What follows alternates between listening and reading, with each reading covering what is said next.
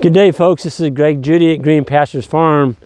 We're coming at you today from a mob move we just made a minute ago. And this is a stockpile field that we've had rested for about 60 days. We're still in deer season, but we're getting toward the end of deer season. And this is one of the farms that we don't deer hunt on. And so we don't have really any danger of, spooking deer or coming out here moving cattle while there's deer hunters on stand and stuff like that. The animals are looking good. I mean, you can look at this little guy here, 92. That would have been a bull that was born this spring. He's just really doing good. He's thick. And if you can zero in on him a little bit, you can really see the thickness through his guts, his hind end, his neck. He already looks like a bull. So by next year, he'll be a year old, and he's going to make a really nice animal to put in somebody's herd as a breeding animal to start their genetics with. This is a stockpile fescue, Kentucky 31. It's got a little bit of clover in it. It's got some weeds in it. This is what we call summer panicking. It's got some of this still left in it. And this, of course, went dormant, turned brown. But you look at the cows, I'm noticing that we've still got a few runny tails. Here's one.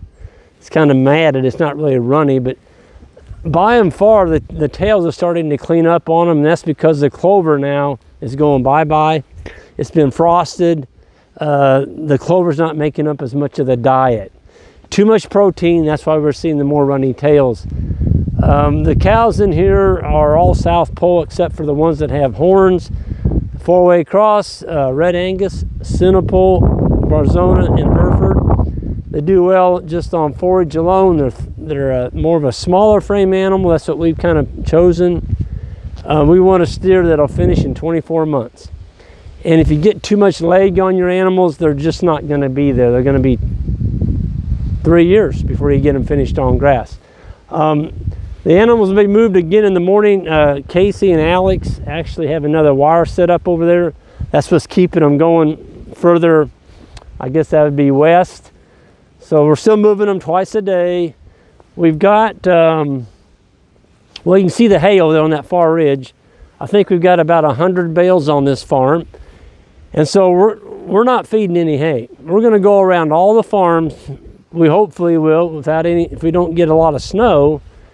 And so on the second pass around, that's when we'll start feeding hay after we've taken our second graze. So right now we're taking our first graze, okay? We're looking at the middle to third week of November now.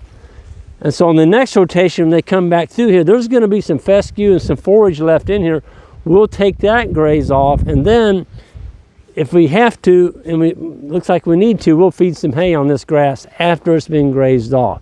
But we're not going to go there and unroll hay when they're doing this. It just doesn't make any sense. Everybody's saying it's going to be a bad winter.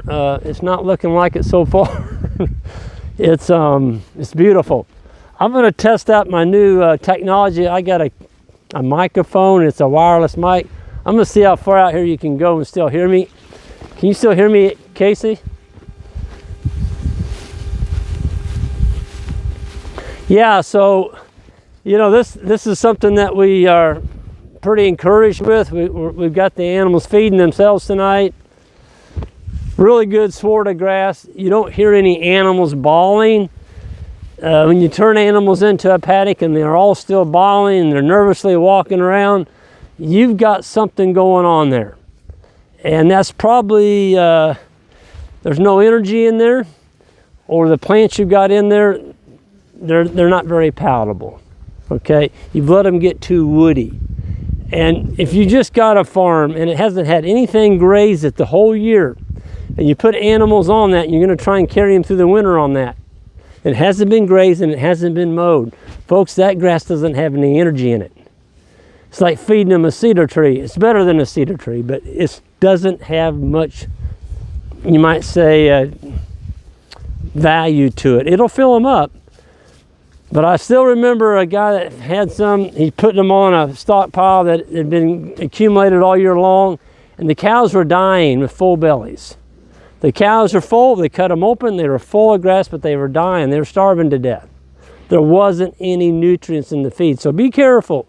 You go into a new farm, You may have to put a protein lick out there that first year. Do something. Make sure they get enough to eat. And look at the manure pats. If their manure pats are stacking up really tall, that's telling you they're not getting enough energy through your animals. Okay? You want about 1.5 inch to 2 inch manure pat, and preferably you want to see that nice little pond in the middle. But a big, tall manure pat, way too much cellulose. They're not gaining. They're probably losing weight. Folks, you don't want your cows losing weight going in the winter. You want them nice and fat and robust. Look at the hair coats on these animals. Okay? They're all fat. They all look good. I'll pick on the dairy. They're always thinner than the beef. That's just the breed they are. They're never going to be as fat as a beef cow. But the beef animals are just roly-poly. That's what we're shooting for. So folks, this is Greg Judy signing off. Everybody have a great evening, and we'll see you down the road.